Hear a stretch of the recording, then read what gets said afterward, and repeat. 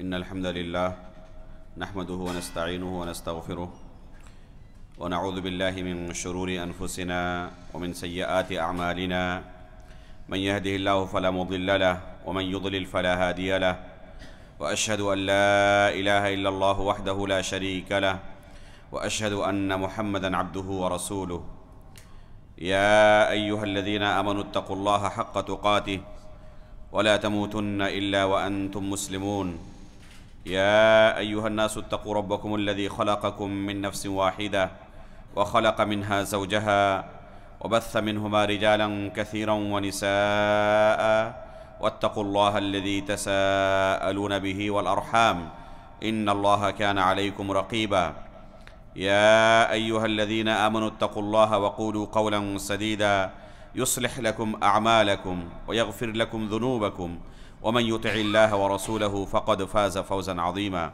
أما بعد فإن أصدق الحديث كتاب الله وأحسن الهدي هدي محمد صلى الله عليه وسلم وشر الأمور محدثاتها وكل محدثة بدعة وكل بدعة ضلالة وكل ضلالة في النار. محترم و مکرم حاضرین، عصر بعد سے ہم ایک اہم آیت کی تفسیر سن رہے ہیں جو کہ قرآن کی سب سے عظیم آیت ہے، سب سے افضل اور سب سے بڑی آیت ہے. انشاءاللہ ابھی یہ مغرب کی نماز کے بعد کا دوسرا سیشن ہے اور یہ آخری سیشن ہوگا جس میں ہم کوشش کریں گے کہ تقریباً 1-1.25 گھنٹے کے اندر اس آیت کی تفسیر کو مکمل کیا جائے. اللہ رب العالمین ہمارے وقت کے اندر برکت عطا فرمائے اور ہمارے لیے اس قرآن کو سیکھنا، اس علم کو ضبط کرنا آسان بنا دے. محترم حاضرین، ابھی آپ کے سامنے بیان کیا گیا تھا کہ اللہ رب العالمین کے ناموں میں سے ایک عظیم نام ہے الحی، جس کے اندر زندہ رہنا، زندگی کا معنی پایا جاتا ہے. اور بیان کیا گیا کہ یہ ایسا نام ہے کہ جتنے اللہ رب العالمین کے دوسرے نام ہیں جن میں ذاتی صفات پائی جاتی ہیں، ان تمام ناموں کا یہ نام جامع ہے. جیسے العلیم ہے، السمیع ہے، القدیر ہے، اور دوسرے نام ہیں جو اللہ رب العالمین کی صفات ذاتیہ پر دلالت کرتے ہیں. ان تمام ناموں کا یہ نام جامع ہے. تیسرا نام القیوم ہے جو اس آیت کے اندر اللہ رب العالمین نے بیان کیا ہے. قیوم کے اندر 2 معنی پایا جاتا ہے. پہلا معنی القائم بنفسہ، یعنی اللہ رب العالمین بذات خود قائم ہے، کسی کا محتاج نہیں، وہ سب سے بے نیاز ہے. اللہ رب العالمین بذات خود قائم ہے، اسے کسی بھی چیز کے لیے کسی کا بھی کوئی احتیاج نہیں ہے، کسی کی کوئی ضرورت نہیں ہے. اور دوسرا معنی ہے کہ دوسروں کو اللہ رب العالمین تھامے ہوئے ہے، دوسری تمام چیزیں اللہ رب العالمین کی وجہ سے قائم ہیں. یعنی جتنی بھی چیزیں مخلوقات میں موجود ہیں وہ سب کے سب اللہ تعالیٰ کے محتاج ہیں. خلاصہ کیا نکلا کہ اللہ رب العالمین کسی کا محتاج نہیں اور باقی تمام چیزیں مخلوقات میں سے سب اس کے محتاج ہیں. یہ ہے القیوم کا معنی. تو دوسرا معنی جو بیان کیا گیا کہ سب کو تھامے ہوئے ہے، اللہ رب العالمین رزق دینے والا ہے، اللہ رب العالمین اس دنیا کو چلانے والا ہے، یہ تمام معانی القیوم کے اندر موجود ہیں. اسی لیے جتنے بھی ایسے نام ہیں جو صفات فعلیہ پر دلالت کرتی ہیں، ان تمام ناموں کا جامع یہ القیوم والا نام ہے.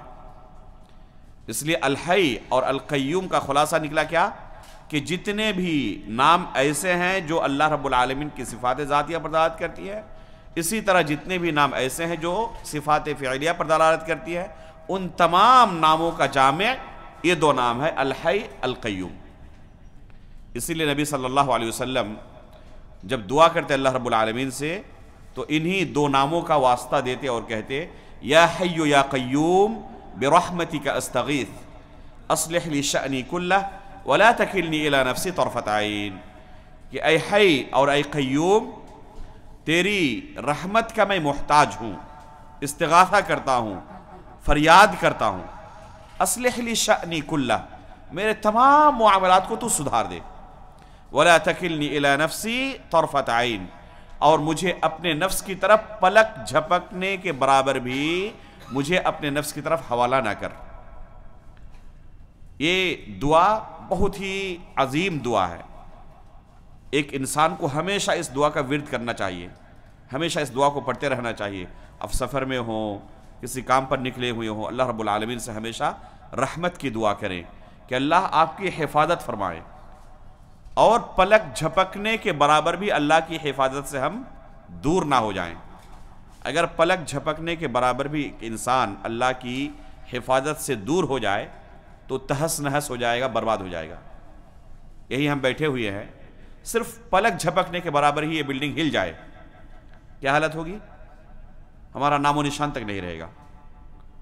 تو ایک بندہ اگر اللہ رب العالمین اسے پلک جھپکنے کے برابر بھی اپنی حفاظت سے دور کر دے تو وہ تباہ و برباد ہو جائے گا۔ اس لیے ایک انسان کا اعتماد مکمل طور پر اللہ رب العالمین پر ہونا چاہیے۔ اس لیے استاد محترم شیخ عبدالرزاق البدر حفظہ اللہ اس دعا کی تشریح کرتے ہوئے کہتے ہیں کہ یہ لفظ جو بہت سارے لوگ استعمال کرتے ہیں خود اعتمادی کا، سیلف کانفیڈنس کا، یہ مناسب نہیں ہے۔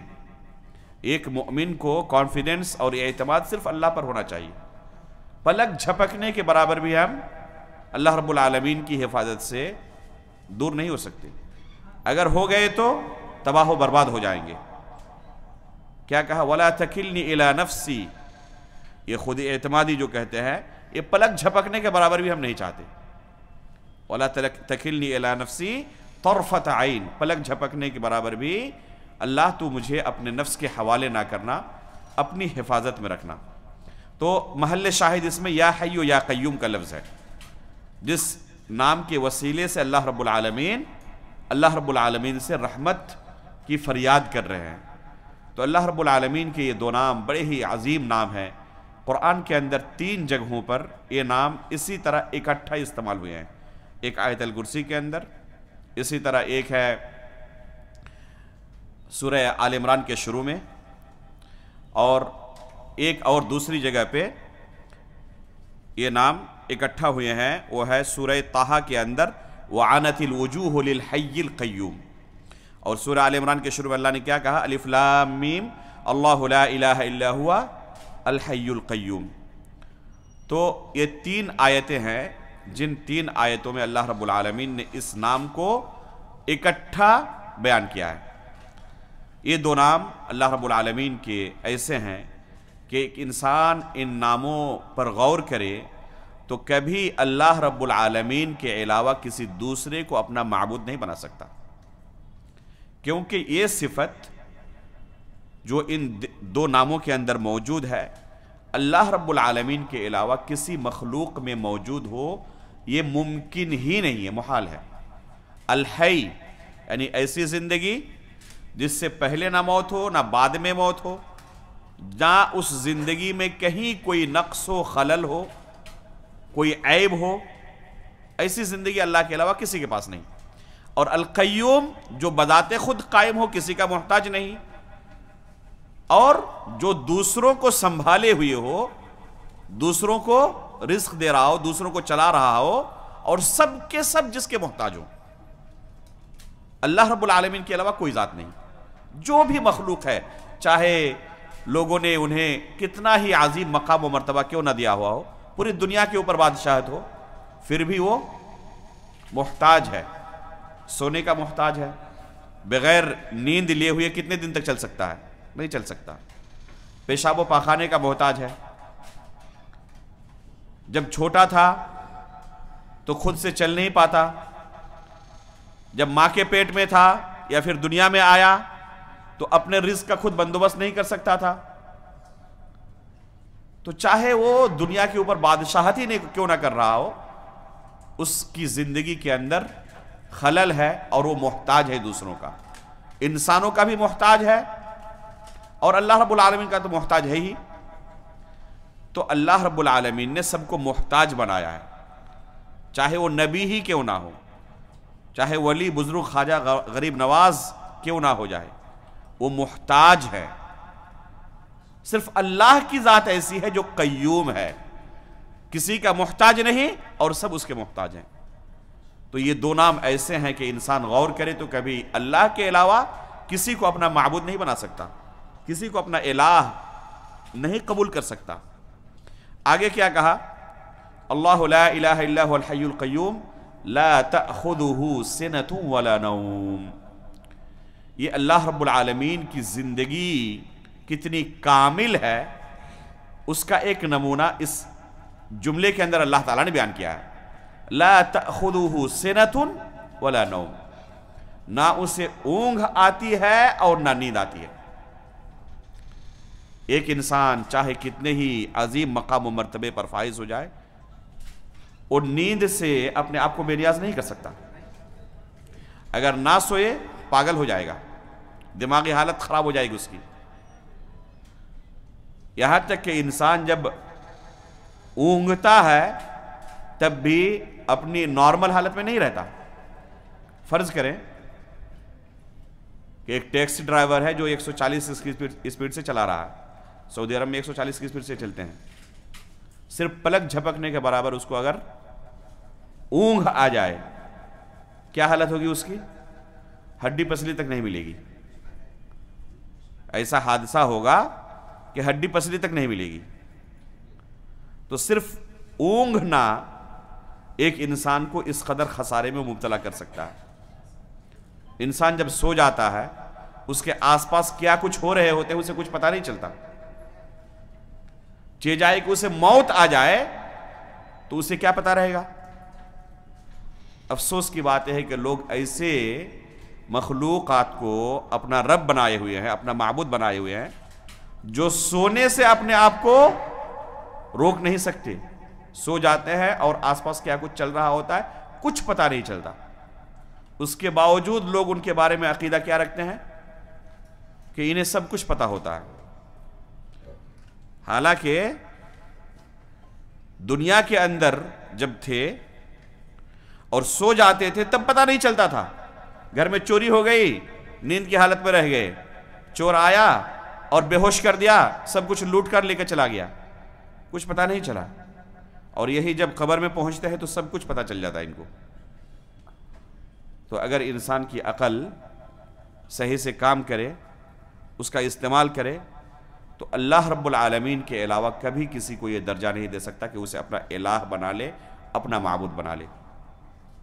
لا تأخذہ سنۃ ولا نوم، یہ اللہ رب العالمین کی زندگی اتنی کامل ہے اس کا ایک نمونہ ہے کہ اس زندگی میں ذرہ برابر بھی کوئی نقص نہیں ہے، کوئی عیب نہیں ہے، کمال ہے اس کی اس زندگی کے اندر۔ مخلوق میں کسی کی بھی زندگی ایسی نہیں جس کے اندر ایک کمال موجود ہو۔ اس کے بعد آگے کیا کہا؟ لا تأخذہ سنۃ ولا نوم لہ ما فی السماوات وما فی الارض، جو کچھ آسمانوں میں ہے، جو کچھ زمینوں کے اوپر ہے یا زمینوں کے اندر بھی، سب کا مالک فقط اور فقط اللہ رب العالمین ہے۔ لہو ما فی السماوات وما فی الارض، سب کچھ اسی کی ملکیت ہے، جو آسمانوں میں ہے، جو زمینوں میں ہے، کیا کچھ ہے بندوں کو علم بھی نہیں ہے۔ کتنا جانتا ہے انسان؟ بہت ہی تھوڑا سا، اس زمین کے اندر کیا کچھ ہے۔ سینکڑوں سال تک اس زمین کے اندر انسان اپنی زندگی گزار دیتا ہے، اسے پتہ نہیں رہتا کہ اس کے نیچے سونے کے خزانے ہیں اور پیٹرول موجود ہے اور کیا کیا خزانے موجود ہیں۔ اچانک انکشاف ہوتا ہے کہ ارے جہاں ہم رہ رہے تھے اس کے نیچے پیٹرول ہے۔ اگر 10 سال پہلے 20 سال پہلے پتہ چل گیا ہوتا تو کیا کرتا؟ وہ کھود کر نکال لیتا، پتہ چلتا کہ یہاں پر سونا ہے۔ جن جگہوں پر آج سونے کے کان موجود ہیں، پیٹرول موجود ہے، تو جس دن انکشاف ہوا اس سے اگر 10 سال پہلے 20 سال پہلے انکشاف ہو گیا ہوتا تو کیا اس سے پہلے نہیں نکال لیتے؟ حالانکہ وہاں پر رہ رہے تھے، کچھ پتہ نہیں تھا، اللہ رب العالمین نے جب علم دیا تب اس چیز کو نکالا۔ تو انسان کے پاس علم بھی نہیں کہ کیا کچھ ہے، چاہے جائے کہ اس کا وہ مالک ہو، کہا جائے کہ وہ اس کی ملکیت ہے، تو انسان کی جو ملکیت ہے وہ انتہائی محدود پیمانے پر ہے، ناقص ملکیت ہے، دو حال سے خالی نہیں، یا تو وہ چھوڑ کر اسے چلا جائے گا دنیا سے، یا وہ چیز اسے چھوڑ کر چلی جائے گی، برباد ہو جائے گی، تباہ ہو جائے گی۔ ایک کے پاس بہت شاندار بنگلہ ہے، شاندار گاڑی ہے، دوسروں پر فخر کرتا ہے اس گاڑی کی وجہ سے کہ کسی کے پاس پورے ملک میں یہ گاڑی نہیں، میرے پاس اکیلا ہے، دو حال سے خالی نہیں، یا تو خود اس گاڑی کو چھوڑ کر اس دنیا سے رخصت ہو جائے گا، یا وہ گاڑی اسے چھوڑ کر چلی جائے گی، دو حال سے خالی نہیں۔ اللہ رب العالمین کی ملکیت کے اندر یہ خلل نہیں ہے، یہ نقص نہیں ہے۔ کیا کہا؟ لہو ما فی السماوات وما فی الارض، جو کچھ زمینوں کے اندر ہے، آسمانوں کے اندر ہے، سب کچھ اسی کی ملکیت ہے، اور کیا کچھ رکھا اللہ رب العالمین نے اس کے علاوہ کوئی نہیں جانتا۔ انسان کی تحقیق انتہائی محدود، سمندر کے اندر کیا کچھ اللہ رب العالمین نے رکھا انسان جانتا بھی نہیں، چاہے جائے کہ کہے کہ میں اس کا مالک ہوں، جانتا بھی نہیں کہ کیا کچھ رکھا ہوا ہے۔ انسانوں کی تحقیق جہاں تک آج پہنچی بھی ہے وہ کہاں تک ہے؟ صرف ایک زمین اور ایک آسمان تک، اس سے زیادہ نہیں، بلکہ آسمانوں کے متعلق بھی بہت ہی محدود پیمانے پر تھوڑا سا علم حاصل ہوا ہے۔ اس میں بھی ان کا دعویٰ ہے، جس دعوے میں وہ کتنے سچے ہیں وہ بہتر جانتے ہیں۔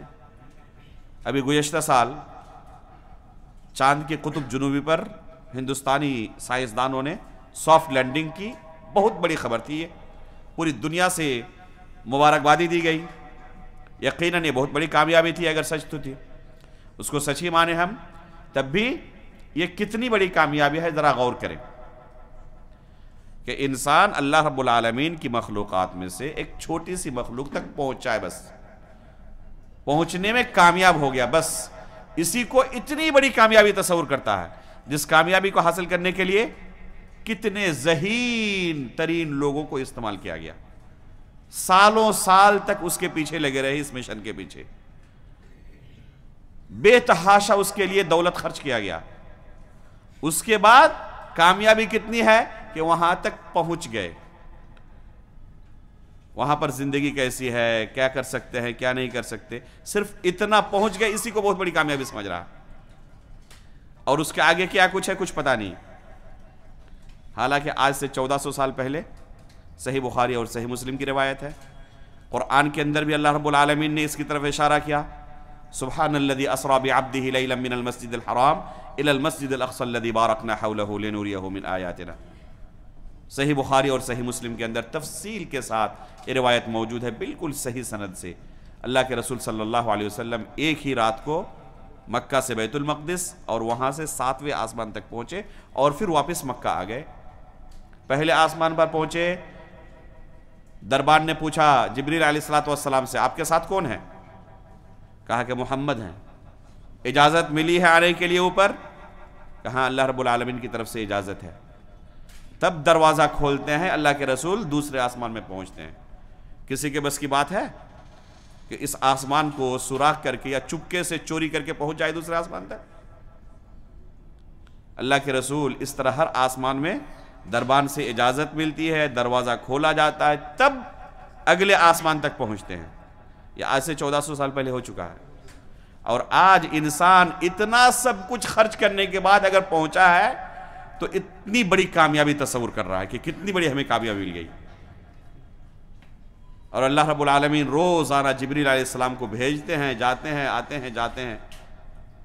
یہ سلسلہ جب سے یہ دنیا بنی ہے چلا رہا۔ ابوبکر صدیق رضی اللہ تعالیٰ عنہ کے سامنے جب کفار قریش نے کہا کہ ایسی بات آپ کے ساتھی نے آج کہی ہے، ایسا اعلان کیا ہے کہ کوئی بھی عقل مند قبول نہیں کر سکتا، کہا کیا ہوا؟ کہتے ہیں کہ دیکھیں یہ مہینوں کی مسافت ہے مکہ سے بیت المقدس، کہتے ہیں کہ ایک ہی رات کو گئے تھے اور پھر واپس بھی آ گئے، اور وہ بھی نہیں بلکہ آسمان تک گئے تھے اور پھر وہاں سے واپس آ گئے۔ تو ابوبکر صدیق نے کیا کہا؟ یہ سوچ رہے تھے کہ کوئی عقل مند اسے قبول نہیں کر سکتا۔ ابوبکر صدیق رضی اللہ تعالیٰ نے کیا کہا کہ اس سے بڑی چیز کا ہم پہلے سے اقرار کیے ہوئے ہیں کہ جبریل امین علیہ السلام روزانہ آتے ہیں جاتے ہیں آتے ہیں جاتے ہیں، تو جب اس سے بڑی چیز کا اقرار ہم کیے ہوئے ہیں تو یہ تو معمولی چیز ہے، اس کا اقرار کرنا کیا کون سی بڑی بات ہے؟ تو یہ انسان کی ملکیت انتہائی محدود ہے۔ لہو ما فی السماوات و ما فی الارض، کہ جو کچھ ہے آسمانوں میں زمینوں میں صرف اس کا اللہ مالک ہے۔ یہ جملہ اللہ کے علاوہ کسی مخلوق کے لیے صادق نہیں آ سکتا۔ کوئی ایسا نہیں دنیا میں جو کہہ سکے کہ میں ہر چیز کا مالک ہوں، گرچہ ملک کا پرائم منسٹر بھی ہو کہہ سکتا ہے کہ یہ میرا ہے اس لیے مجھے دے دو، اس لیے کہ میں پرائم منسٹر ہوں، یہ میرا ہے، اس کا نہیں ہے، اس کے پاس جو کچھ ہے اس کا میں مالک نہیں ہوں۔ یہ ہر چھوٹے سے چھوٹے عقل والا اسے سمجھتا نہیں سمجھتا کہ میں ہر چیز کا مالک نہیں ہوں۔ اسی مسجد کے اندر دوسروں کے پاس جو چیزیں ہیں اس کا میں مالک نہیں ہوں، ان کے پاس جو چیز ہے میرے پاس جو چیز ہے اس کے وہ مالک نہیں ہے، اور وہ ملکیت بھی جتنی ہے وہ اتنی حقیر ملکیت ہے کہ یا تو اس کو چھوڑ کر ہم چلے جائیں گے وہ رہ جائے گا، یا پھر وہ ہماری زندگی میں ختم ہو جائے گا اور پھر ہم لاچار اور بے بس رہ جائیں گے، اس سے افسوس کرتے رہیں گے۔ تو اس حقیر ملکیت کے ہونے کے باوجود بھی ایک حقیر کو کوئی اپنا رب بنا لیتا ہے، معبود سمجھ لیتا ہے، اور اس کے سامنے سجدہ بھی کرنے لگتا ہے۔ تو اگر عقل ہوتی اور اس کا استعمال انسان کرتا تو یہ کام کر سکتا تھا۔ اللہ رب العالمین نے اپنی توحید کی، وحدانیت کی ایک عظیم دلیل پیش کی، لہو ما فی السماوات و ما فی الارض۔ یہ ملکیت اللہ رب العالمین کے علاوہ کسی کے پاس نہیں۔ آگے کیا کہا؟ من ذا الذی یشفع عنده الا باذنہ۔ بیچ میں اللہ رب العالمین نے شفاعت کا مسئلہ ذکر کیا۔ کیوں؟ ان کفار مکہ کو اور دوسرے بھی کفار کو جب کہا جائے کہ یہ اللہ رب العالمین کی صفات ہیں، اقرار کر لو ورنہ ٹھکانہ تمہارا جہنم بننے والا ہے، تو کیا کہتے ہیں کہ ہمارے معبود جو ہے نا جن کی ہم عبادت کرتے ہیں یہ بڑے نیک مقرب بندے تھے اللہ رب العالمین کے، یہ ہماری شفاعت کر کے ہمارا بیڑا پار کر دیں گے، اس لیے ہمیں بہت زیادہ ٹینشن لینے کی ضرورت نہیں ہے۔ تو اللہ رب العالمین نے شفاعت کا مسئلہ ذکر کیا کہ اللہ رب العالمین کے پاس شفاعت کے بھی اصول و ضابطے ہیں۔ شفاعت کا پورا مالک اللہ رب العالمین ہے، اس کے پاس وہی شفاعت کر سکتا ہے جسے شفاعت کی اجازت ملے، اور اسی کے لیے شفاعت کر سکتا ہے جس سے اللہ رب العالمین راضی ہو۔ نہ ہر کوئی بغیر اجازت کے شفاعت کر سکتا ہے، نہ ہر کسی کے لیے شفاعت کر سکتا ہے، بلکہ شفاعت وہی کرے گا جس کو اجازت ملے۔ ان معبودان باطلہ کو اجازت ہی نہیں ملے گی، اور اسی کے لیے شفاعت کر سکتا ہے جس سے اللہ راضی ہو۔ اور کس سے اللہ راضی ہوگا؟ رسول اللہ صلی اللہ علیہ وسلم سے ابو ہریرہ رضی اللہ تعالیٰ عنہ نے پوچھا، من اسعد الناس بشفاعتک یا رسول اللہ کے رسول، آپ کی شفاعت کا سب سے زیادہ مستحق اور نیک بخت سعادت مند شخص کون سا ہوگا؟ کون شخص ہوگا جو آپ کی شفاعت کا سب سے زیادہ سعادت مند ہو، نیک بخت ہو؟ تو اللہ کے رسول نے کہا کہ اے ابو ہریرہ، علم کے تعلق سے جو تمہارے یہاں حرص ہے، تڑپ ہے، للک ہے، اس سے مجھے اندازہ تھا کہ تم سے پہلے کوئی یہ سوال مجھ سے نہیں کرے گا، اور ہوا بھی اللہ کے فضل سے کہ تم نے ہی سب سے پہلے یہ سوال کیا۔ پھر اللہ کے رسول نے جواب دیا، اسعد الناس بشفاعتی یوم القیامہ من قال لا الہ الا اللہ۔ قیامت کے دن میری شفاعت کا سب سے زیادہ مستحق اور سعادت مند شخص وہ ہوگا جس نے لا الہ الا اللہ کا اقرار کیا ہو، یعنی جس نے اپنا معبود برحق بس فقط اور فقط اللہ رب العالمین کو مانا ہو، باقی تمام معبودوں کو باطل سمجھتا ہو۔ یہ لا الہ الا اللہ دو ارکان پر ہے، ایک نفی اور دوسرا اثبات، دونوں میں سے کسی ایک کا اقرار کرے دوسرے کا نہ کرے تو کامیابی نہیں مل سکتی۔ کوئی کہے میں اللہ رب العالمین کو تو اللہ مانتا ہوں، البتہ ان کو بھی تھوڑا سا مارجن دیتا ہوں، ان کی نفی نہیں کرتے، ان کو باطل نہیں سمجھتا، تو یہ شفاعت کا مستحق نہیں ہو سکتا. یا کہے کہ میں سب کو باطل سمجھتا ہوں، کسی کو برحق نہیں سمجھتا، نہ جو معبود برحق ہے اللہ ہے اس کو مانتا ہوں، نہ دوسروں کو مانتا ہوں. جیسے بہت سارے ملحدین ہیں، کہتے ہیں میں کسی کو نہیں مانتا، سب کا انکار ہے. تمام کے تمام مذاہب کیا ہے؟ باطل ہیں، اسلام بھی ان میں سے شامل ہے. تو یہ بھی باطل ہے. نفی اور اثبات دونوں پایا جائے، معبودان باطلہ کی نفی اور اللہ رب العالمین کے معبود برحق ہونے کا اثبات. اگر یہ پایا جائے تب بندہ کیا ہوگا؟ رسول اللہ صلی اللہ علیہ وسلم کی شفاعت کا مستحق ہوگا. اسعد الناس بشفاعت یوم القیامہ من قال لا الہ الا اللہ من ذا الذی یشفع عنده الا باذنہ. اس کے بعد کہا یعلم ما بین ایدیہم وما خلفہم ولا یحیطون بشیء من علمہ الا بما شاء.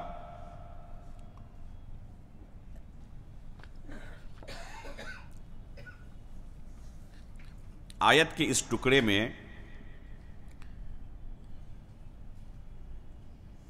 آنکھ والوں کے لیے اور فطرت سلیمہ والوں کے لیے، صحیح دل رکھنے والوں کے لیے انتہائی عظیم نشانی موجود ہے، دلیل موجود ہے کہ اللہ رب العالمین کے علاوہ کوئی ہمارا معبود نہیں ہو سکتا، رب نہیں ہو سکتا. یعلم ما بین ایدیہم وما خلفہم، جو گزر چکا ہے، جو آنے والا ہے، ماضی و مستقبل، ہر چیز کے بارے میں اللہ رب العالمین علم رکھتا ہے، جانتا ہے. وَلَا يُحِيطُونَ بِشَيْءٍ مِّنْ عِلْمِهِ، اور بندے مخلوق اللہ رب العالمین کے علم کے مطابق احاطہ نہیں کر سکتے اس کا علم کا، إِلَّا بِمَا شَاءَ، بس اتنا جان سکتے ہیں جتنا اللہ رب العالمین چاہے. مخلوق کے پاس تھوڑا سا علم ہوگا جتنا اللہ رب العالمین کی طرف سے اسے ملا ہوا ہو، بس. تو یہ ہے مخلوق کے علم کی حالت، اور اللہ رب العالمین کے علم کی حالت یہ ہے یعلم ما بین ایدیہم وما خلفہم، جو کچھ گزر چکا ہے، جو کچھ آنے والا ہے، ہر چیز کے بارے میں اللہ رب العالمین کو علم ہے. اور یہ چیز اللہ رب العالمین کے علاوہ کسی کے پاس نہیں ہے. انسانوں کا علم، مخلوق کا علم انتہائی ناقص ہے. انسان اپنے نفس کے اندر جو چیزیں موجود ہیں ان کے بارے میں نہیں جانتا. باہر کے بارے میں اور دوسری پوری دنیا کے بارے میں جاننا تو چھوڑ ہی دے، اس کے نفس کے اندر روح ہے، روح کے بغیر وہ مردہ ہے، میت ہے. خود اس روح کے بارے میں دنیا کا کوئی بھی ڈاکٹر نہیں جانتا کہ روح کیا ہے. اس کی تحقیق بھی کر لے تو کوئی چیز ملتی نہیں ہے. اچانک روح ختم، زندگی ختم، باڈی ڈیڈ ہے، اب یہ دفن کے لائق ہے. روح ہے کیا؟ ہر ایک کے اندر موجود ہے، لیکن اس کی تحقیق انسان کا علم اس تک پہنچا ہی نہیں کہ اس کی بھی تحقیق کر لے. تو انسان کے پاس جو علم ہے وَمَا أُوتِيتُم مِّنَ الْعِلْمِ إِلَّا قَلِيلًا، جو تمہیں علم بھی دیا گیا ہے وہ انتہائی ناقص ہے، قلیل ہے. کتنا قلیل ہے؟ اندازہ لگائیں. اس زمین کے اندر جہاں پر ہم ابھی کھڑے ہیں، اندر نیچے کیا چیزیں موجود ہیں کچھ نہیں جانتے. سمندر کے اندر کیا کچھ مخلوقات موجود ہیں کچھ بھی نہیں جانتے. تھوڑا سا حصہ جانتے ہیں. کتنا جانتے ہیں؟ ایک مثال سے سمجھیں. گزشتہ سال جب دنیا کے چند امیر ترین لوگ اس پنڈبی کے سہارے، اس جہاز کو دیکھنے گئے تھے پنڈبی کے سہارے، جہاں پر ٹائٹینک جہاز کا کیا ہوا ہے؟ ملبہ پڑا ہوا ہے. دنیا کے چند امیر ترین لوگ کیا کرتے ہیں؟ ایک منصوبہ بناتے ہیں کہ ایک پنڈبی کے سہارے ہم وہاں جائیں گے اور اس کا ملبہ دیکھیں گے. اللہ رب العالمین نے ان کی موت وہاں لکھی تھی. گئے اور حادثے کا شکار ہوئے اور سب کے سب وہیں مر گئے. بہت بڑی خبر بنی، وائرل ہوئی، کئی دنوں تک یہی سرخی بنی رہی، یہ ہائی لائٹ تھی، سب سے بڑی خبر یہی تھی. اس وقت بی بی سی ہندی کی ایک ڈاکومنٹری ویڈیو آئی تھی جسے میں نے اپنی فیس بک ٹائم لائن پر نشر بھی کیا تھا. ویڈیو موجود ہے آج بھی، دیکھ لیں اسے. اس میں سمندر کے متعلق چند سائنسی تحقیقات کو پیش کیا گیا ہے۔ سمندر کیسی ہے، کہاں پر کتنی گہرائی ہے، سورج کی روشنی کہاں تک پہنچتی ہے، بہت ساری علمی چیزیں سمندر کے متعلق اس ویڈیو کے اندر بتا رہے ہیں۔ بہت اچھی ویڈیو ہے ماشاءاللہ، کافی معلومات آپ کو ہوں گے سمندر کے متعلق۔ اس کے بعد اینکر کا دعویٰ ہے، وہ کہہ رہے ہیں کہ آج تک سائنس اتنی ترقی کر چکی ہے، ٹیکنالوجی اتنی ترقی کر چکی ہے کہ سائنسدانوں کا دعویٰ ہے کہ تقریباً 5% کے بارے میں ہم سمندر کے اندر کیا کچھ موجود ہے تحقیقات کر چکے ہیں، جس سے اپنی بہت بڑی کامیابی وہ تصور کر رہے ہیں کہ تقریباً 5% کی ہم تحقیق کر چکے کہ سمندر کے اندر کیا کچھ ہے موجود۔ اب دوسرے لفظوں میں کیا کہنا چاہتے ہیں وہ غور کریں کہ باقی 95% کے بارے میں ہم جاہل ہیں، کچھ بھی نہیں جانتے۔ یہ ہے انسانوں کا علم۔ پوری دنیا کے اندر جو سب سے ذہین ترین لوگ ہیں، لاکھوں کا سرمایہ کر کے کہاں تک پہنچے؟ 5%۔ وہ بھی دعویٰ ہے، پتہ نہیں وہ حقیقت سے کتنا واقع کتنا مطابق ہے۔ وہ دعویٰ ہے، اگر ہم سچ مان بھی لے تب بھی کیا نتیجہ نکلا کہ 95% کے بارے میں جاہل ہے، کچھ بھی نہیں جانتے۔ اور یہ بھی بس کتنا ہے؟ ایک آسمان اور ایک زمین، جیسے کہ ابھی میں نے تھوڑی دیر پہلے کہا کہ بس ایک آسمان اور ایک زمین تک انسان کی تحقیق ہے۔ اس آسمان کے اوپر اور 6 آسمان ہیں، اس زمین کے نیچے اور 6 زمینیں ہیں۔ ان جگہوں پر، ان زمینوں میں، ان آسمانوں میں کیا کچھ اللہ نے رکھا ہے اس کے علاوہ کوئی جانتا نہیں ہے۔ نہ انسانوں کا وہاں تک وصول ہو سکتا ہے، نہ وہاں پہنچ سکتے، نہ تحقیق کر سکتے۔ اس لیے اللہ تعالیٰ نے قرآن میں کیا کہا؟ فَلَا أُقْسِمُ بِمَا تُبْصِرُونَ وَمَا لَا تُبْصِرُونَ، قسم ہے ان چیزوں کی جن کو تم دیکھتے ہو اور ان چیزوں کی بھی جن کو تم نہیں دیکھتے۔ جن چیزوں کو انسانوں نے دیکھا ہی نہیں، وہ اس سے کہیں زیادہ ہے۔ اور ان تمام چیزوں کا مالک کون ہے؟ اللہ رب العالمین ہے۔ اور ان 7 آسمانوں، 7 زمینوں کو اللہ رب العالمین قیامت کے دن اپنی مٹھی میں لے لے گا۔ یوم نطوی السماء کطی السجل للکتب کما بدأنا اول خلق نعید۔ یوم نطوی السماء کطی السجل للکتب، جس طرح کاغذ کے بنڈل کو لپیٹا جاتا ہے، اسی طرح ہم کیا کریں گے؟ آسمانوں کو لپیٹ دیں گے۔ قرآن میں دوسری جگہ اللہ نے کیا کہا؟ وَالْأَرْضُ جَمِيعًا قَبْضَتُهُ يَوْمَ الْقِيَامَةِ وَالسَّمَاوَاتُ مَطْوِيَّاتٌ بِيَمِينِهِ وَالْأَرْضُ جَمِيعًا قَبْضَتُهُ يَوْمَ الْقِيَامَةِ، جتنی زمینیں ہیں قیامت کے دن اللہ رب العالمین کی مٹھی میں ہوں گی۔ وَالسَّمَاوَاتُ مَطْوِيَّاتٌ بِيَمِينِهِ، اور جتنے آسمان ہیں اللہ رب العالمین کے داہنے ہاتھ میں لپٹے ہوئے ہوں گے۔ انسانوں کا علم جہاں تک نہیں پہنچ سکتا، یہ اللہ رب العالمین کی مٹھی میں اور اس کے ہاتھ میں لپٹے ہوئے ہوں گے۔ اسی لیے ہم کہتے ہیں اللہ اکبر، اللہ اکبر۔ ہر نماز میں ایک رکن سے دوسرے رکن میں منتقل ہوتے ہیں اللہ اکبر۔ نماز کی شروعات ہوتی ہے اللہ اکبر، اذان کہتے ہیں اللہ اکبر، اقامت کے اندر اللہ اکبر، نماز ختم ہوئی سبحان اللہ 33 بار، الحمدللہ، پھر اللہ اکبر۔ اس طرح روزانہ تقریباً 300 مرتبہ، اور بہت سارے دوسرے لوگ اس سے بھی زیادہ ایک کلمے کو دہراتے ہیں، اللہ اکبر، اللہ اکبر، اللہ اکبر۔ تو یہ ہے اللہ رب العالمین کا علم، اور انسانوں کا علم انتہائی حقیر۔ تو جسے ہم اپنا خالق مانیں، جسے ہم اپنا رب مانیں، الہ مانیں، معبود مانیں، اس کے پاس یہ علم ہونا چاہیے۔ کسی کے پاس علم ہی نہیں تو کیا وہ اس کا مستحق ہے اس کی عبادت کی جائے؟ استاد محترم شیخ عبد الرزاق البدر حافظہ اللہ نے ایک قصہ بیان کیا کلاس کے اندر۔ ایک ملحد کا جو اللہ رب العالمین کا انکار کرتا ہے، کہنے لگا کہ صرف اللہ رب العالمین خالق نہیں ہے، پیدا کرنے کی طاقت صرف اس کے اندر نہیں ہے، ہم بھی پیدا کر سکتے ہیں، ہم بھی خالق ہیں۔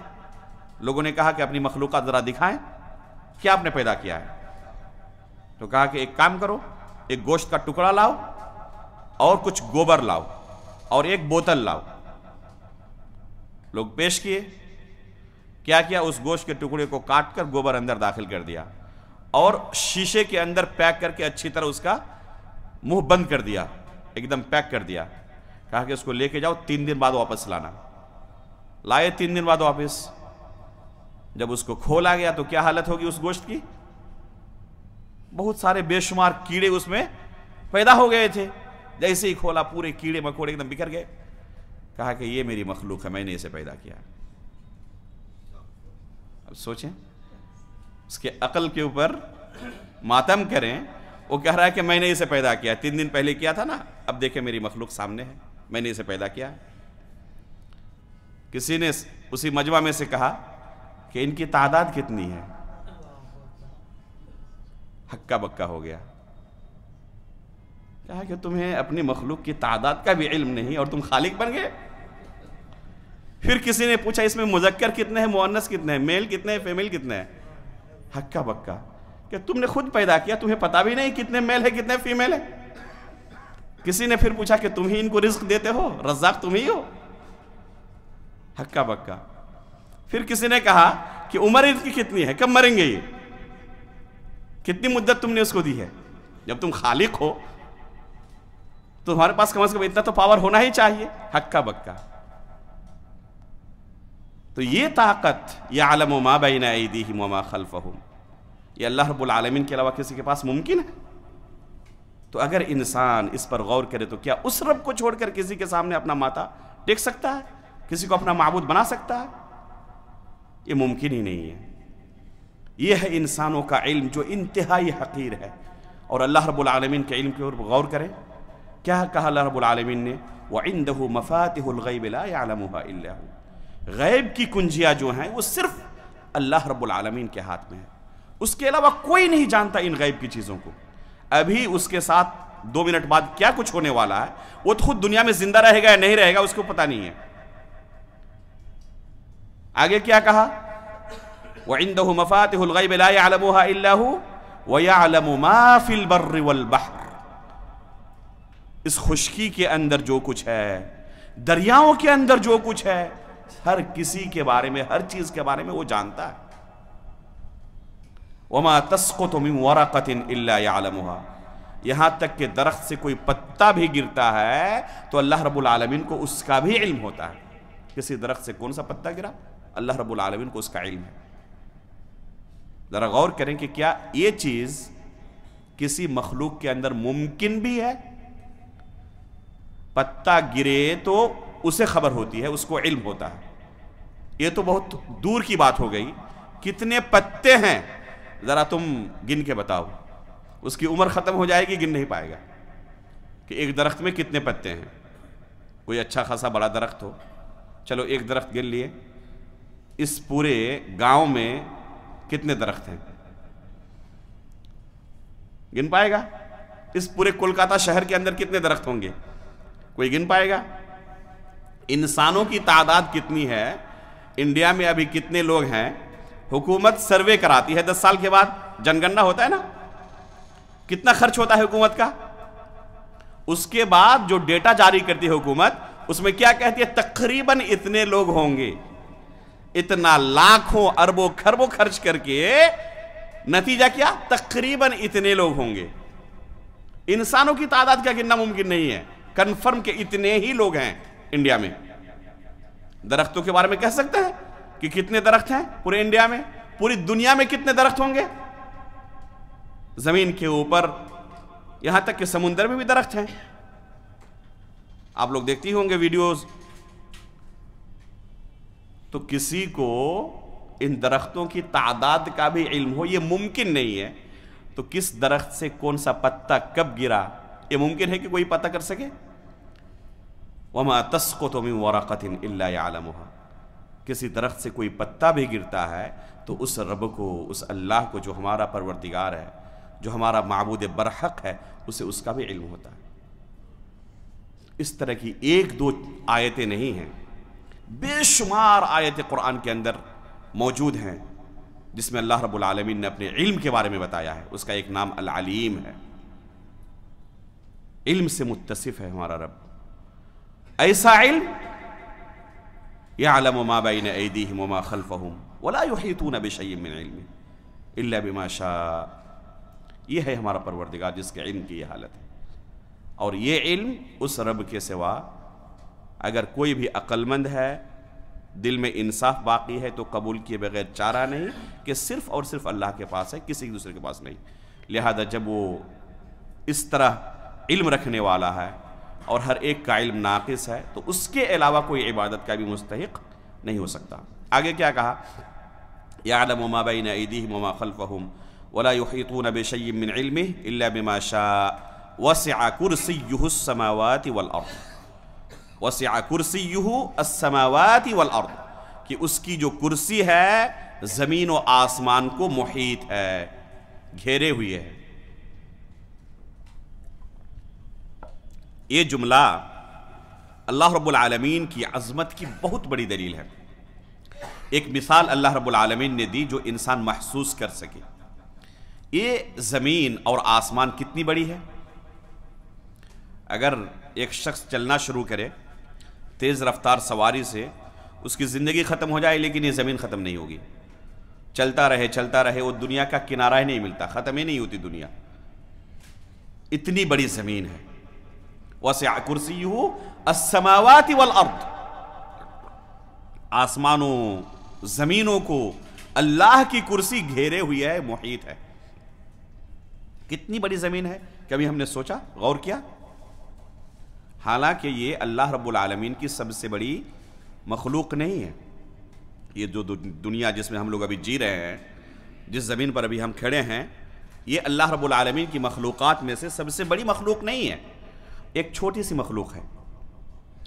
اس سے بڑی بڑی مخلوقات اللہ نے پیدا کی ہے جن کو ہم دیکھتے ہیں، جن کے بارے میں لوگوں کا دعویٰ ہے، سائنسدانوں کا دعویٰ ہے کہ زمین سے بڑی بڑی مخلوقات اس کائنات میں موجود ہے جن کی ہم تحقیق کر چکے. چنانچہ کیا کہتے ہیں؟ خود ان کے دعوے کے مطابق یہ سورج جسے ہم دیکھتے ہیں یہ اس زمین سے 13 لاکھ گنا بڑا ہے. خود ان کے دعوے کے مطابق یہ سورج اس زمین سے 13 لاکھ گنا بڑا ہے، جس زمین کو ہم جس کا کوئی کنارہ نہیں ڈھونڈ پاتے. یعنی اگر اس طرح کی 13 لاکھ زمینیں اور ہوتی تو ایک سورج کے برابر ہو سکتی تھی. یہ حالت ہے. یہ سورج بھی سب سے عظیم مخلوق نہیں ہے. کہتے ہیں سائنسداں کہ ایک سیارہ ہے جس کی ہم نے تحقیق کی ہے، VY کینیس ماجورس، لکھیے گوگل میں آ جائے گا تفصیل پوری. کہتے ہیں کہ یہ سیارہ جو ہے VY کینیس ماجورس، یہ اس سورج سے 9 بلین گنا بڑا ہے. اس سورج سے بھی کہتے ہیں 9 بلین گنا بڑا ہے. تو اس کے بالمقابل زمین کیا ہوگی؟ آپ اندازہ لگائیں. اس کا بھی مالک کون ہے؟ اللہ رب العالمین. یہ ایک زمین کے اندر ہے جس کی تحقیق انسانوں نے کی ہے. ابھی تھوڑی دیر پہلے کہا کہ انسانوں کی تحقیق کتنی تک ہے؟ ایک زمین اور ایک آسمان کے نیچے بس. اور اس میں اس طرح کی مخلوقات ہیں جو سورج سے بھی 9 بلین گنا بڑا ہے. ایک سیارہ VY کینیس ماجورس. یہ زمینیں، یہ آسمان، ان کے اندر اللہ رب العالمین نے کیا کچھ رکھا ہے، کتنی بڑی بڑی مخلوقات رکھی ہیں. ان زمین و آسمان کی حیثیت اللہ رب العالمین کی کرسی کے بالمقابل کیسی ہے؟ جیسے کہ چٹیل میدان میں، وسیع و عریض میدان میں کوئی چھوٹا سا دائرہ پڑا ہوا ہو. جیسے چوڑیاں پہنتی ہیں نا خواتین، دائرے کی شکل میں کوئی چھوٹا سا دائرہ کسی وسیع و عریض میدان میں، انتہائی بڑے میدان میں پڑا ہوا ہو. یہ زمین و آسمان جس میں اتنی بڑی بڑی مخلوقات ہیں، وہ کرسی کے بالمقابل وسع کرسیہ السماوات والارض. تو کرسی کے بالمقابل زمین و آسمان کی یہ حیثیت ہے. اور کرسی کی حیثیت عرش کے بالمقابل اسی طرح ہے جیسے زمین و آسمان کی حیثیت کرسی کے بالمقابل. اس لیے سب سے بڑی مخلوق اور سب سے عظیم مخلوق کیا ہے؟ عرش اور کرسی. سب سے بڑی مخلوق اور سب سے عظیم مخلوق کیا ہے؟ مخلوقات میں سے وہ عرش اور کرسی ہے، جسے اللہ رب العالمین کے علاوہ کوئی جانتا نہیں ہے، انسانوں نے اسے دیکھا نہیں ہے. کرسی سے مراد کیا ہے؟ ابن عباس رضی اللہ تعالیٰ عنہ نے اس کی تفسیر کی ہے کہ وہ موضع القدمین ہے، دونوں قدم رکھنے کی جگہ. اس لیے ہم بار بار کہتے ہیں کہ کتاب و سنت کو سلف صالحین کے فہم کے مطابق سمجھنا ضروری ہے۔ اگر کوئی ٹرانسلیٹ والی کتاب سے ذاتی مطالعے سے عالم بننے کی کوشش کرے تو کیا کہے گا؟ کرسی وہی ہے جس میں ہم بیٹھتے ہیں۔ حالانکہ ابن عباس رضی اللہ تعالیٰ عنہ کیا کہتے ہیں کرسی سے مراد؟ موضع القدمین، دونوں قدم رکھنے کی جگہ اللہ رب العالمین کی۔ اللہ رب العالمین عرش پر مستوی ہے اور کرسی کیا ہے؟ موضع القدمین ہے۔ تو وسع کرسیہ السماوات والارض، اس جملے میں اللہ رب العالمین کی عظمت کا اظہار ہے کہ ہمارا رب کتنا عظیم ہے۔ اسی لیے آگے کا جملہ کیا کہا؟ وَهُوَ الْعَلِيُّ الْعَظِيمُ، کہ اللہ رب العالمین بلند و بالا ہے، علی ہے، اس سے اوپر کچھ بھی نہیں ہے، اس سب سے اوپر ہے، سب سے بلند اور بالا ہے، اور وہ عظیم بھی ہے۔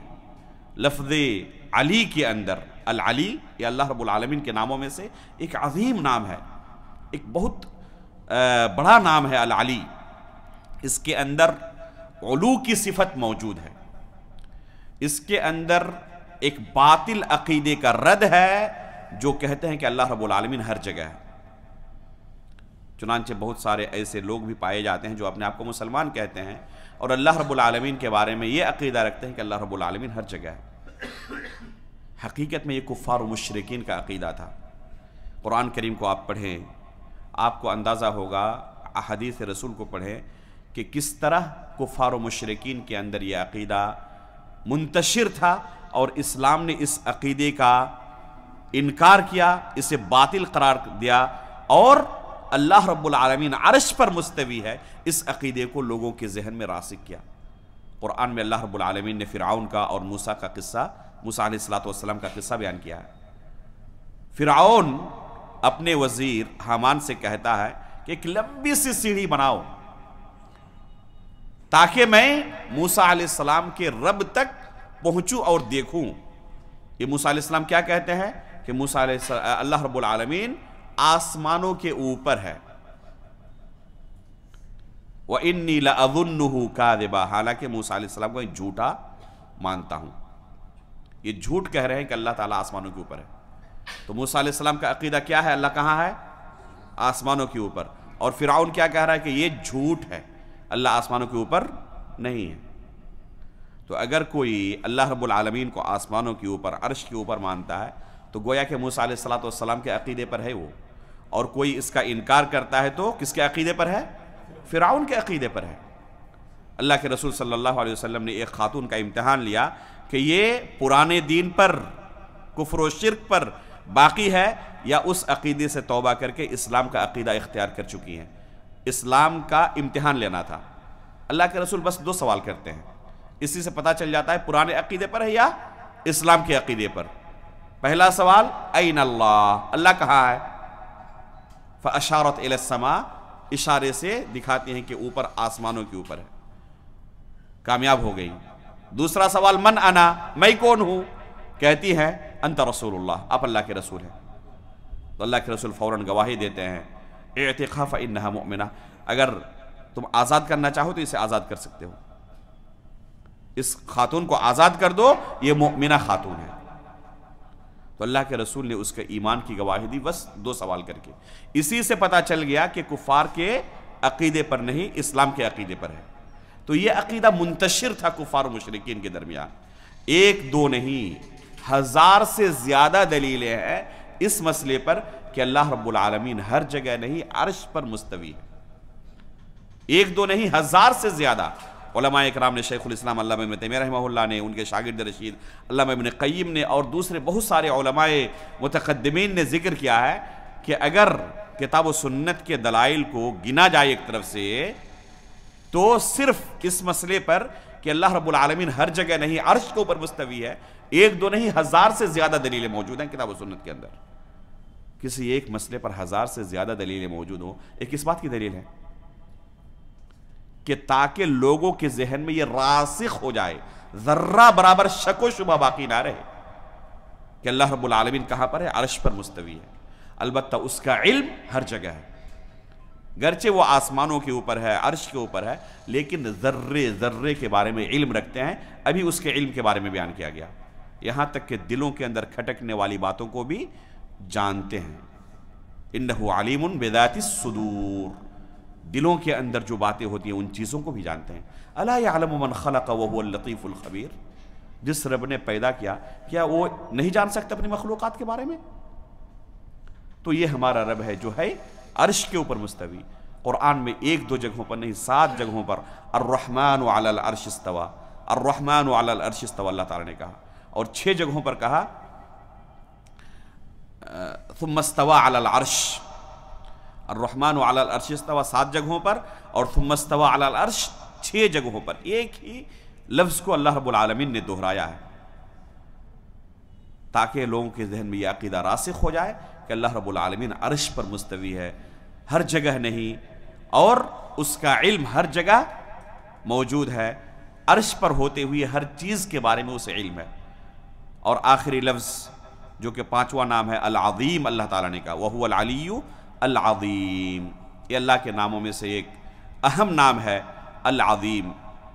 اور اللہ رب العالمین کی عظمت کے متعلق ابھی وسع کرسیہ السماوات والارض کے اندر ہمیں اندازہ ہوا کہ اللہ رب العالمین کی عظمت، اس کی کبریائی اور بڑائی کی یہ حالت ہے کہ جو سب سے بڑا ہے، اللہ اکبر، وہ سب سے بڑا ہے، وہ سب سے عظیم ہے.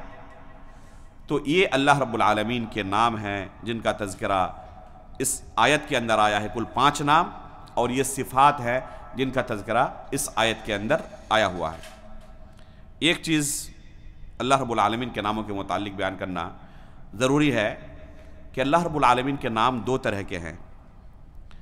کچھ نام ایسے ہیں جو خالق اور مخلوق کے درمیان مشترک ہیں، اور کچھ نام ایسے ہیں جو اللہ رب العالمین کے لیے خاص ہیں، اللہ کے علاوہ کسی دوسرے مخلوق کے لیے استعمال جائز نہیں. جیسے اللہ ہے، الرحمن ہے، یہ نام ایسے ہیں جو اللہ رب العالمین کے علاوہ کسی دوسرے کے لیے استعمال کرنا جائز نہیں ہے. لیکن کچھ نام ایسے بھی ہیں جن کا استعمال مخلوق کے لیے بھی جائز ہے، جیسے العلی ہے، العظیم ہے، حی بھی ہے. تو یہ نام ایسے ہیں جو اللہ کے علاوہ مخلوق کے لیے استعمال کرنا جائز ہے. چوتھے خلیفہ کا نام کیا تھا؟ علی بن ابی طالب. علی ان کا نام تھا. جو نام غلط تھے، شرکیہ عقائد پر مبنی تھے، شرک کی بو آتی تھی یا گناہ کا پہلو جھلکتا تھا، تو اللہ کے رسول نے ناموں کو بدل دیا تھا. لیکن کبھی علی رضی اللہ تعالیٰ عنہ کو نہیں کہا کہ تم اپنا نام بدل لو. تو یہ نام جائز ہے. اللہ رب العالمین کا نام العلی ہے، وہو العلی العظیم، اور چوتھے خلیفہ کا نام علی تھا. لیکن جیسے کہ ابھی کہا کہ لیس العلی کالعلی، جو اللہ کا نام العلی ہے، مخلوق کے لیے یہ لفظ استعمال کیا جائے تو اللہ رب العالمین کے ساتھ کوئی مشابہت نہیں ہوگی. اللہ رب العالمین کے ساتھ کوئی مشابہت نہیں ہوگی. لیس کمثلہ شیء وہو السمیع البصیر. اللہ رب العالمین کی طرح کچھ بھی نہیں ہے، اور اللہ رب العالمین سننے والا ہے، اللہ رب العالمین دیکھنے والا ہے. یہ کہا تو اللہ رب العالمین کی طرح کچھ بھی نہیں ہے، کسی چیز سے اس کی مشابہت نہیں دی جا سکتی. تو العلی جو اللہ کا نام ہے اور علی جو ایک مخلوق کا نام ہے، دونوں میں کوئی مشابہت نہیں. اسماء اللہ عز وجل اعلام و اوصاف، جو اللہ کے نام ہیں وہ نام اعلام بھی ہیں، یعنی بذات خود علم ہے، نام ہے، اور ساتھ میں ان ناموں میں صفتیں پائی جاتی ہیں. یعنی وہ نام جن معانی پر دلالت کرتے ہیں، ان معانی میں جو صفت موجود ہے، اللہ رب العالمین کے لیے اس صفت کا اقرار ضروری ہے. جیسے السمیع اللہ کا نام ہے. سمیع کا معنی کیا ہوتا ہے عربی زبان میں؟ جس کے پاس سننے کی صفت موجود ہو، اس کو سمیع کہا جاتا ہے. تو اللہ رب العالمین کے لیے جب یہ نام استعمال کریں تو اس کے لیے عقیدہ رکھنا ضروری ہے کہ سننے کی صفت سے متصف ہے. اگر کسی انسان کے لیے، کسی مخلوق کے لیے سمیع کہا جائے جائز ہے، انسان کے پاس بھی سننے کی صفت موجود ہے، لیکن دونوں کے اندر کوئی مشابہت نہیں ہے۔ اللہ رب العالمین کے پاس جو صفت ہے سننے کی، اور مخلوق کے پاس جو صفت ہے سننے کی، البصیر دیکھنے والا، مخلوق کو بھی اللہ نے دیکھنے کی صفت دی ہے، لیکن جو اللہ کے پاس ہے دیکھنے کی صفت اور جو مخلوق کے پاس ہے دیکھنے کی صفت، دونوں میں کوئی موازنہ ہی نہیں ہے۔ اللہ رب العالمین سننے کی صفت اس کی ایسی ہے جو مطلق ہے، جس میں ذرہ برابر کوئی کمی نہیں ہے، نقص نہیں ہے، خلل نہیں ہے، اور مخلوق کے پاس جو سننے کی صفت ہے وہ انتہائی محدود پیمانے پر انسان سن سکتا ہے، لیکن کتنا؟ انتہائی محدود پیمانے پر۔ اگر اس کے پردہ سماعت سے مطابق آواز ہو تو سن پائے گا۔ اس کے قریب کہنے والا کوئی ہو، جیسے آپ لوگ ابھی سن رہے ہیں یہاں پہ، لیکن جو 1 کلومیٹر دور ہیں ان تک آواز پہنچے گی؟ وہ نہیں سن پائیں گے۔ لیکن اللہ رب العالمین سننے والا ہے۔ بہت اونچی آواز ہو جائے تو ہمارا یہ کان پھٹ جائے گا، اسے سن نہیں پائے گا، یا بہت پست ہو جائے تب بھی ہم سن نہیں پائیں گے۔ بہت اونچی آواز ہو جائے تب بھی نہیں، بہت پست ہو جائے تب بھی نہیں سن پائیں گے۔ لیکن اللہ رب العالمین کے پاس مطلق سماع کی قوت ہے، سننے کی قوت ہے۔ اما عائشہ رضی اللہ تعالیٰ عنہ فرماتی ہیں کہ ایک صحابیہ اللہ کے رسول کے پاس اپنے شوہر کی شکایت لے کر آئیں۔ قد سمع اللہ قول التي تجادلك في زوجها وتشتكي الى اللہ، یہ آیت اللہ رب العالمین نے نازل کی، سورہ مجادلہ کی۔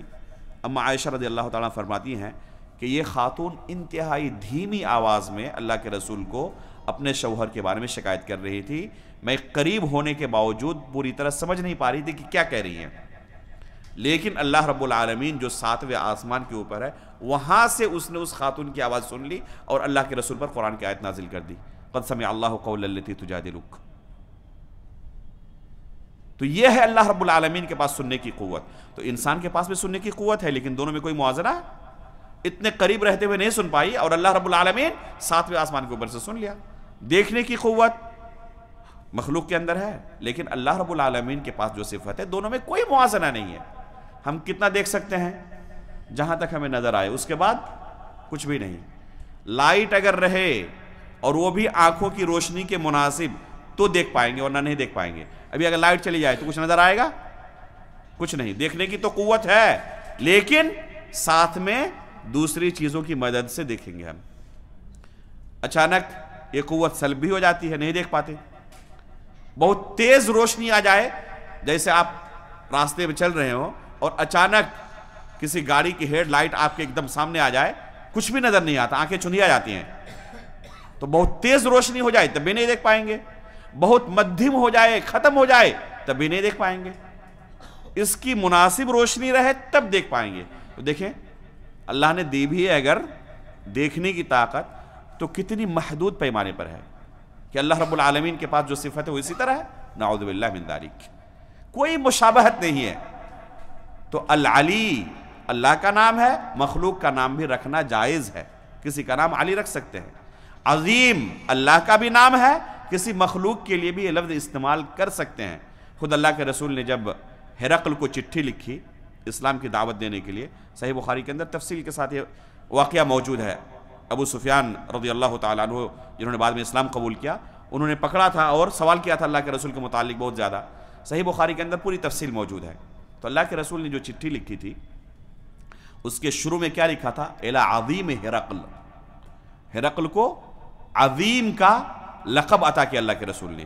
یہ تعظیم کے لیے ہی ہے، اس لیے کہ وہ اس قوم کے اندر ایک مقام و مرتبہ رکھنے والے ہیں۔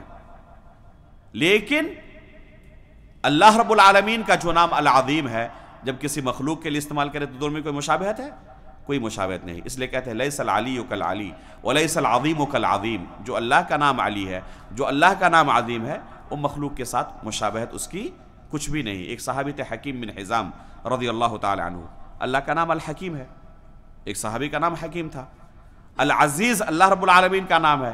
قرآن میں کیا ہے؟ سورہ یوسف میں امرأۃ العزیز تراود فتح، تو امرأۃ العزیز، یہاں عزیز سے مراد کون ہے؟ اللہ رب العالمین، نعوذ باللہ من ذالک۔ اس کے لیے امرأہ ثابت کرنا کفر ہے۔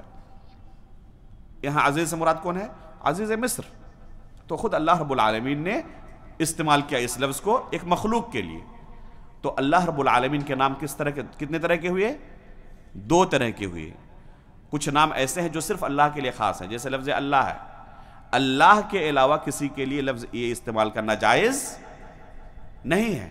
اسی طرح رحمان بھی ہے، بہت سارے لوگ استعمال کرتے ہیں بہت سارے لوگوں کے نام کے ساتھ. یہ درست نہیں ہے. رحمان کا لفظ خاص ہے اللہ رب العالمین کے لیے، کسی دوسرے کے لیے استعمال کرنا جائز نہیں ہے. استاد محترم شیخ صالح العثیمین حفظہ اللہ اپنے دروس میں بکثرت اس پر تنبیہ کرتے ہیں کہ لفظ رحمان کسی انسان کے لیے استعمال مت کرنا. یہ اللہ کا خاص نام ہے، اس کے علاوہ کسی دوسرے کے لیے استعمال کرنا جائز نہیں ہے. تو اسی طرح اگر کسی کا نام رکھا جائے تو بہت سارے لوگ سوال کرتے ہیں کہ اللہ کا نام ہے، ہم رکھ سکتے ہیں نہیں رکھ سکتے ہیں. تو دیکھیں پہلے کہ وہ مشترک ہے یا خاص ہے. اگر مشترک ہے تو جائز ہے، جیسے علی رضی اللہ تعالیٰ عنہ کا نام تھا حکیم بن حزام، حکیم نام تھا، تو اس طرح کا نام رکھنا جائز ہے. اگر مشترک ہے تو کوئی حرج نہیں ہے. اسی پر ہم اکتفا کرتے ہیں. اللہ رب العالمین سے دعا کرتے ہیں کہ اللہ رب العالمین ہم نے جو باتیں آج کے درس میں سنی انہیں محفوظ رکھنے کی اللہ توفیق عطا فرمائے. اس علم کو ضبط کرنا اللہ رب العالمین ہمارے لیے آسان کر دے. اللہ رب العالمین قرآن کی دوسری آیتوں پر بھی اسی طرح ہمیں غور و فکر کرنے کی توفیق عطا فرمائے. اللہ رب العالمین قرآن کے ساتھ زندگی گزارنے کی ہمیں توفیق عطا فرمائے.